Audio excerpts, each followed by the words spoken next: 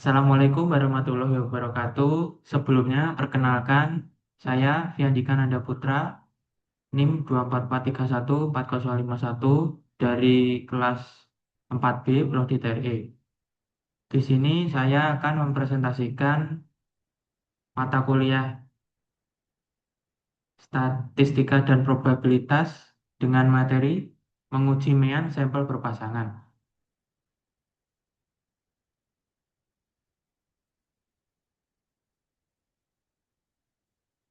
Apa itu sampel berpasangan? Sampel berpasangan adalah kondisi di mana dua kelompok data yang diuji saling ketergantungan atau dependen. Data diperoleh dari subjek yang sama, namun diukur dalam dua kondisi berbeda, atau dari dua subjek berbeda yang telah dicocokkan, match pairs. Ciri khas, jumlah sampel pada kelompok satu dan kelompok 2 harus sama, N1 sama dengan N2.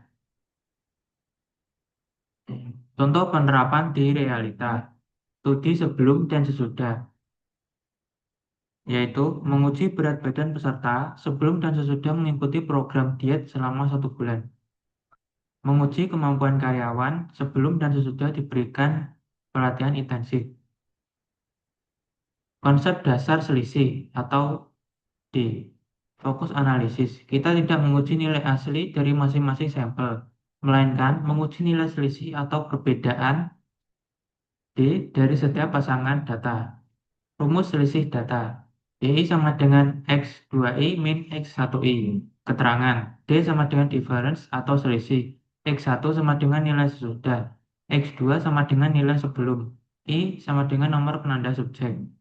Komponen utama. D bar sama dengan rata-rata dari total selisih sampel. SD sama dengan standar deviasi atau simpangan baku dari nilai selisih sampel. Formulasi hipotesis. Formulasi hipotesis tergantung pada tujuan penelitian. Hipotesis dapat disusun menjadi uji dua arah atau dua sisi, yaitu H0 menyatakan bahwa mu D sama dengan 0 atau tidak ada perbedaan mean yang nyata antara kedua kondisi. Dan H1 menyatakan mu D tidak sama dengan 0 atau ada perbedaan min yang nyata antara kedua kondisi. Yang kedua adalah uji satu arah atau satu sisi.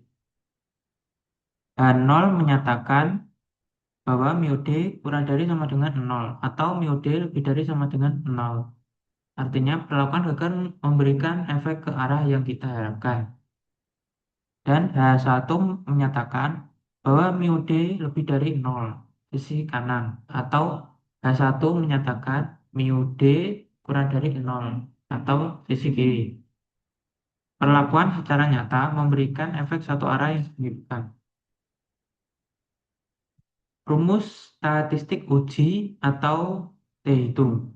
Untuk menguji hipotesis, kita menghitung nilai T-hitung menggunakan rumus berikut. T sama dengan D bar per SD per akar N. Keterangan, D bar sama dengan rata-rata selisih sampel, SD sama dengan standar deviasi selisih sampel, dan N sama dengan jumlah pasangan data. Derajat kebebasan, degree of freedom, DF sama dengan N-1. Peran tabel T atau kriteria keputusan. Untuk menarik kesimpulan, nilai terhitung dari rumus harus dibandingkan dengan nilai T tabel atau nilai kritis. Aturan pengambilan keputusan. Jika T hitung lebih dari T tabel, maka tolak H0. Artinya perlakuan berpengaruh nyata. Dan jika T hitung kurang dari sama dengan T tabel, maka gagal tolak H0. Artinya perlakuan tidak berpengaruh nyata. Contoh studi kasus. Masalah. Sebuah perusahaan menguji apakah program pelatihan mengetik cepat meningkatkan produktivitas kerja mengetik karyawan. Data diambil sampel 8 karyawan. Diukur kecepatan mengetik mereka kata per menit sebelum dan sesudah mengikuti pelatihan. Berikut merupakan data mentah atau tabel pembantu. Untuk karyawannya ada 8. Untuk data sebelum dan sesudah seperti pada tabel. Dan untuk total selisih D yaitu sama dengan 50 dan total kuadrat selisih atau D kuadrat sama dengan 372. Menghitung D-bar. D-bar sama dengan sigma D per N sama dengan 50 per 8. Hasilnya, hasilnya yaitu D-bar sama dengan 6,25. Menghitung SD. SD sama dengan N akar N dalam kurung sigma D kuadrat min dalam kurung sigma D kuadrat per N dalam kurung N min 1 sama dengan akar 8 dalam kurung 372 min 50 kuadrat per 8 kali dalam kurung 8 min 1. Dan hasil akhirnya yaitu SD sama dengan 2,915. Hasil perhitungan sampel. Rata-rata kenaikan selisih atau debar sama dengan 6,25 kata per menit. Standar deviasi selisih atau SD sama dengan 2,915 dan jumlah karyawan atau N sama dengan 8. Penyelesaian kasus. Langkah pertama, hitung T hitung. T sama dengan 6,25 per 2,915 per akar 8. Dan hasil akhirnya yaitu T sama dengan 6,06. Kemudian langkah kedua yaitu cari nilai T tabel. Taraf signifikan A sama dengan 5% atau 0,05. Kita menggunakan uji dua arah. Dan DF sama dengan 8 min 1 sama dengan 7. Nilai T tabel dari tabel T sama dengan 2,365.